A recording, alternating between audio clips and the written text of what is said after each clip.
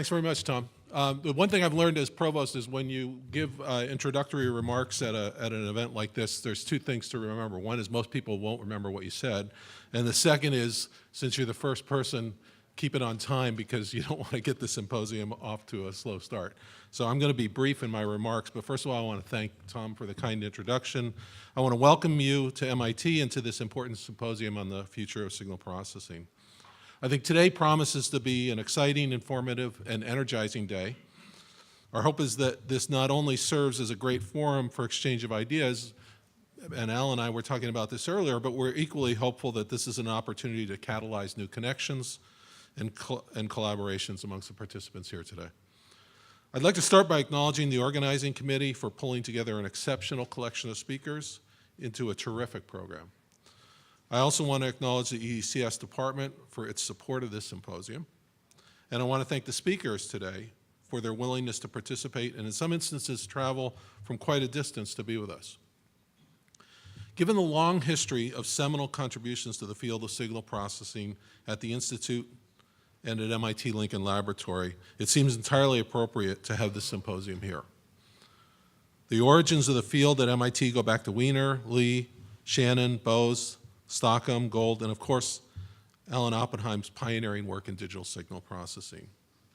The work in signal processing at MIT has been conducted at Lincoln Labs, in the Research Laboratory for Electronics, and of course in the beloved Magic Incubator, the former Building 20. We're incredibly proud of this legacy of contributions to the field of signal processing at MIT. I can recall arriving on this campus in 1981 as a new graduate student in electrical engineering and computer science. That was about 6 years after Al's first book on digital signal processing was published, I believe. It was a bestseller, certainly amongst the graduate students in EECS. Even though I didn't take 341, I bought the book and read it carefully. And the graduate course on digital signal processing was one of the hottest classes you could take. The enrollment was overflowing, in no small measure because of the high caliber of the lecturers. But also the excitement about the field was palpable. But in my view, that excitement remains today, and if anything, is only stronger.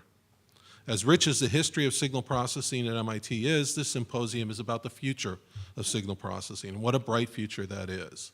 I know we all look forward to that future, and I'm confident that MIT will continue to play an important role, not only in research, but in continuing to educate future leaders in the field. In that context, I'm pleased to announce today that through the generosity of one of our own, Jay Lim, we now have in the Department of Electrical Engineering and Computer Science the Alan V. Oppenheim Graduate Fellowship Fund. This fellowship will support graduate students in EECS in the coming years, and it seems entirely appropriate that it be named after Alan Oppenheim, given his profound legacy of supporting and inspiring legions of students at MIT and elsewhere. Let me close by once again thanking you all for being here today to participate in what I'm sure will be an exceptional experience. Thank you very much.